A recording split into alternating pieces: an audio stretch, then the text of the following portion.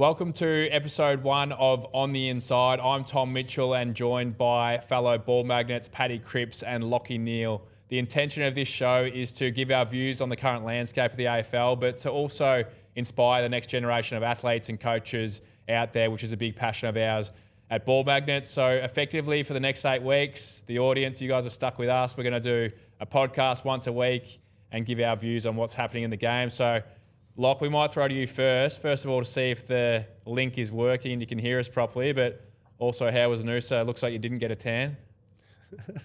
Yeah, g'day boys. A tan never happens for me. I've been in Queensland 7 years, mate. You know that, and still pasty as white as it goes. So no tan for me. Jules came back with a nice tan. It was a beautiful few days in Noosa. Good to get away with the kids and have a bit of a spell. I think that's the longest I've played. It was like 15 games in a row. Usually we have a bye a bit earlier than that, but we had the cyclone obviously that cut out our early one, so we had to skip that. So great to get a break, but the boys are sitting in a good spot. It's good to see you both virtually. Got Crippers mob in a couple of weeks, so we're all going well here. Good to hear, mate. And one thing I should mention as well, boys, is that we wouldn't be here without Gatorade. So this show is brought to you by Gatorade, and we're very lucky to have them on board as a key partner. What about you, Rick? You've had a bit of time off as well in WA for your bye. How was your time off? Yeah, it was good, mate. It was always try and use the bye to get home and get it back around family and friends and chill out.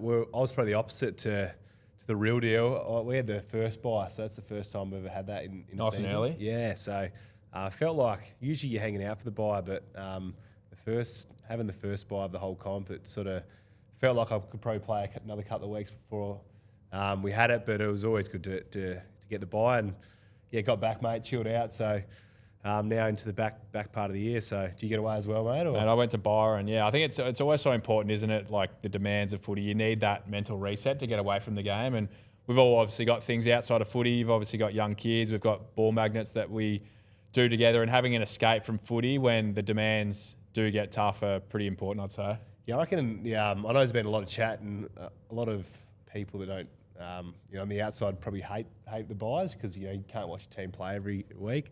I reckon as players, I reckon if you speak to a lot of the players, a lot of us would love to have 2 buys throughout the year. I think the season's pretty demanding, and I don't know what you guys think, but I reckon if you have sort of 7 or 8 games, you can have a buy and reset. I feel like it's really important to freshen the body up, and most importantly, get away and switch off from footy. I don't know what you boys reckon about that. Yeah, I'm 32, mate, so I'd love 3 or 4. That'd be good for me. More the merrier. Yeah. What about as well, boys? We saw over the weekend someone who roughly around our age and who's just been a star of the comp for so long, Marcus Bontempelli, played his 250th. What are your experiences on playing on the Bont? Because other than probably the two of you, he's probably been the best of this draft class around that sort of period. What are your matchups been like with the Bont? Because personally, when I've matched up on the Bont, he's been the toughest opponent I've ever had to play on. Purely because probably for me and you, like he's a player that has size, so he can get you in the air, but he's also so dynamic at ground level. Paddy, you can probably play on him in the air, but how have your battles been with him over the years? Yeah, I love playing on the Bont. He's we got drafted the same year, pretty similar size, so we probably always tracked each other's journey, and he's a great player. I feel like he's nearly the most loved player getting around. I'd say everyone respects the way he goes about it, plays the game the right way. He's skillful, he's tough. I think the most underrated thing, I think it was his 250th on the weekend. That's right, eh? Yeah, 250. But he's just durable. He hardly misses. I think that's one of the most underrated sort of skills in AFL. Like, teammates that can play most games. Like, you know that you're going to have him most weeks. So he can do it all. He can play a lot of different positions. So, he's probably going to chalk up close to sort of 350, 400, you'd think, the way he's going. So, been a special player. He's a great fella too. He's a good guy. That's probably the best thing, I reckon, as you get older. You end up doing a lot of things with these guys, whether it's commercially or just at sort of awards nights or things like AFLX and things like that over the years. So you get to know him, and he's a ripper guy. Yeah, second that. He's a great fella, first and foremost. So, yeah, love seeing him off the field. Not so much on the field. He's an absolute beast, but I run as far away from him as possible when we come up against the Dogs. So I don't know why you matched up on him, Tommy. I get far away from him. He's probably one of the only players that we sort of tag. We typically don't tag too often, but usually we'll send someone to him. I know Jared Berry's done it before. Dunks has played on him a fair bit. So yeah, that's shows the respect that our coaching panel and we have of him as a group. Yeah, enormous. What he's done in his how long you been playing now, Cripps? 10, 11 years, 12 years. Yeah, 12th year now. Yeah. So what he's achieved in that time is pretty incredible. What has he won? 3 or 4 of the players' MVPs.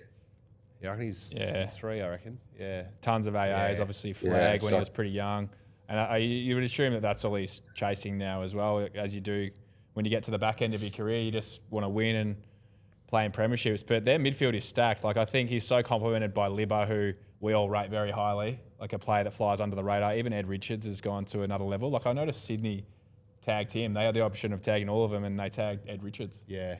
Yeah, he's probably he's been up there, one of the best players in the comp this year. If you look at most of the stats, so he's just feel like that modern game, like he can really run and carry and use the ball well. So it's always good. I feel like as you get older, these young guys start bursting onto the scene. You sort of feel like you're still 24, then you realise some of these guys that are up and coming, that you think 18 are sort of 24, 25 now. So we're all getting a bit long in the tooth.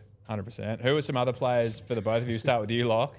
Who are some other players this year who have really caught your eye? Who's a Brownlow fancy? Who's someone that has taken their game to another level and that you'd rate as one of the best players in the comp? Yeah, I think I've always admired the way Zach Butters goes about it, and I reckon Port were probably struggling a little bit early when they didn't have him, and since he's come back, like, he's just dominated. So I love watching Butters go about it. Similar size to me, and he's a bit more agile and a bit quicker than what I am, but he's pretty tough for his size as well. So I love watching what Zach does on the field. Obviously, Nick's having a great year again. He's dominating, so I think he'll probably win the Brownlow. With Collingwood winning so many games as well, he'll get plenty of chances to poll. So he's probably my tip for the Brownlow at this stage. But it'll be pretty close. Like, Jordan Dawson's probably gone to another level. He seems like a player that's just standing up in big moments for them at the moment. Like, he might not have 30 every week, but he'll have like low 20s. But just 4 or 5 touches are just so crucial, and he's kicking goals and doing it all for him. So loving Geordie Dawson's year as well. There you go, Paddy. Yeah, all those guys. Caleb Strong's one guy I love watching. Like, I reckon he probably reminds me the most of you two. I reckon he just, he's not massive, but he's pretty strong. He's sort of durable. He's real clean below his knees. Great footwork too. Yeah. At centre bounce, he's sort of like Locke. Like, the way he moves and pounces on balls, so good with his feet. Yeah, so he's been the best clearance player this year for sure, just from watching him. I reckon all those guys are, like you said, obviously Bailey Smith's having a great year. I'll probably try and watch more of the clearance sort of guys. So Matty Rouse, he's playing some good footy, but all those sort of guys having amazing years, and Strong's probably the one that's standing out for me, I reckon. Yeah. I was thinking before as well on the drive in, obviously the second half of the year, effectively the bye period is done. It's a clean run now to finals, and you guys have both been on teams that have made big runs towards that period. Like, your team last year went on that big run that, I'm not sure how many games you won on the trot, but really set up your season. I think the Giants have done it. Cripper, the Blues did it in 23. What are some things you guys think are key and important in getting that momentum as the season progresses towards finals? What's worked for you guys? For us, like, I don't know, sometimes you just, it's like with teams when you just get confidence as a group. Like, it's, you can't force confidence. Sometimes you just got to see a few wins. It's a bit like individuals. Sometimes you just got to have a few big games, and you go from struggling to get a kick to feeling like you can't not get 30 when you're out there. You just go through sort of ebbs and flows with form and confidence. I feel like that's sometimes as a team as well. And when we got on a run, we had a really tough patch there in the middle of 2023, and then we started winning some games, but we're playing really hard, tough, selfless footy, and then I think we won sort of 8 out of the last 9 games, and then got on a bit of run in the finals as well. So, they're the times you love, you love playing footy. But I feel like the comp's that even now. Like, we're a couple of games outside the 8. All it takes is a bit of momentum and hitting form at the right time of the year. And where to contrast last year, we actually had a lot of our form in the front half of the year, and then we're a bit patchy in the back half. So teams that can get form, at the right time of the year can do a fair bit of damage. So that's what I put it down to. What about you, Locke? Last year, the Lions went on a big run the second half of the year, carried that momentum and went on to win the premiership. What were some key factors in allowing you guys to do that? Yeah, I think first and foremost was strong leadership, especially from Fags. We weren't travelling too well at our bye last year. I think we were 13th. But Fags sort of brought us all in, had a big meeting and showed us some KPIs, like key performance indicators that we sort of base our game on for the last 5 or 6 years, and we were going really well in those. There was just a couple of things to tidy up, which was our inside 50 to scores percentage and then our accuracy. So we knew we weren't far off it, and having that confidence from him allowed us leaders to really drive the energy and drive to the group home that we're actually not going too bad, and things will turn if we just tidy up a couple of little things, which we were able to do, and we got on a bit of a run. And I think just staying positive in a pretty tough environment, like for us, we probably get it a bit easier in Brizzy without the media scrutiny as heavy as the other states. But I suppose for the Melbourne clubs and SA and Perth as well, if you guys can galvanise as a group and not let the outside noise in, that can really help as well, because sometimes you're not going as bad as what everyone thinks you are. I think the leadership component is so important, and you guys are obviously both great captains of your respective clubs. What leadership aspects, Paddy, for example, at the moment are you focusing on? Obviously, we touched on even at lunch prior, footy is a roller coaster. Like there's great times, there's tough times, and right now it's a bit of a tough time. But what sort of do you focus on with your leadership? Because you can see it from afar, the way you talk to the boys, even whether it's on the bench to keep the group galvanised. But what do you focus on in that space? Yeah, there's no doubt the toughest times when you're not going the way you want, as a player and as a leader. So the thing I really try and focus on as well with the other leaders is making sure we're all on the same page, but also trying to keep the energy high. And Lachie touched on it before, but as much as you can, you got to try and block the external out. And it can be loud. Like at the moment for us, it's really loud on the outside. So how you can keep eyes in and really control and live the standards, but also create the energy. I think the energy is a big one. Like that positive energy, keep coming in and making sure you keep doing the work and keep enjoying the work. And I feel like the other thing that's underrated is actually just that social connection, sort of away from the club, but also away from the field. Like you're just doing stuff together. They're the things that are really important throughout this time. And you also know it's not going to be easy. Like it's not going to be a smooth sailing and smooth run to get out of it. But you only really got two options. You really band together and you dig in, or you run away from it. So that's where my energy goes. That's where my head goes right now, and that's what we'll be doing as a club for the next part. But it's like that whole thing. I feel like sometimes when you're winning and you're leading, leading's pretty easy when you're winning, because you don't have to do much. You sort of feel like you've been an autopilot. Where bringing the energy when you're winning, it just happens automatically, doesn't it? Yeah. The challenge is when you're losing and things aren't going your way, to find the inner strength to keep bringing it when it's almost you fake it till you make it, and then you get that snowball effect. You might just get one win that kickstarts everything. Yeah, so exactly, mate, and that's where my focus will be. But it's going to be up for the challenge.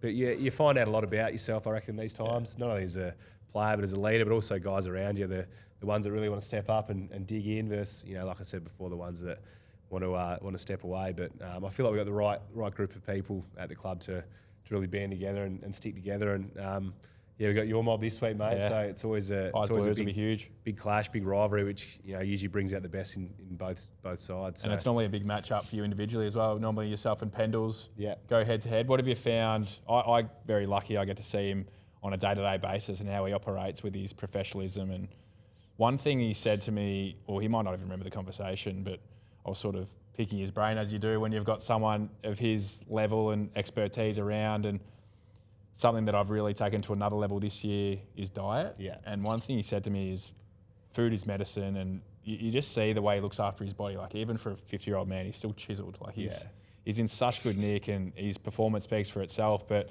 interested to hear from an opponent's point of view, who you match up with him pretty much every time, Pies versus the Blues. What do you feel about him as an opponent? Yeah, I reckon for nearly 10, 11 years we've been playing on each other, and every now and then you have little different battles here and there with other players. But every team, as you get on your career, you sort of know who you're going to face, and you've had a fair few battles with them. So every time you verse each other, the winner you lose. There's no sort of in between, is there? So there's a battle within the battle, and I always like sort of making sure after every game you sort of unpack if you beat them, why'd you beat them versus, they got on top of you, or how do they get on top of you. So things he does well. He's very good at playing you back. He likes to sort of tangle you and negate you.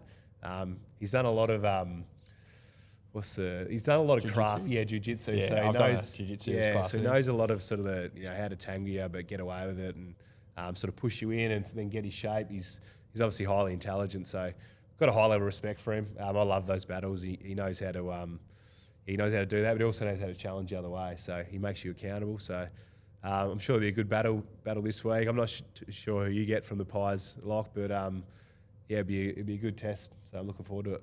Yeah, no, he's one thing I've Tommy's done a number on me a couple of times. No, I think it's the other way around, mate. You've dominated me most games. But I was just going to say with Pendles as well, just because he's an icon of the game, I think he's so well balanced in his life as well. Like footy isn't absolutely everything to him, and I think that actually helps your performance. Like he's got things with his wine business. He helps coach at Haileybury. He's got a great family with Al and his kids. Like seems very well rounded, and that's something that I observe with the two of you at the moment. Like you just had another baby boy Freddie. How's family life? But how have you found since having a young family, having that balance in your life? Do you think it's actually helped your footy in a way as well?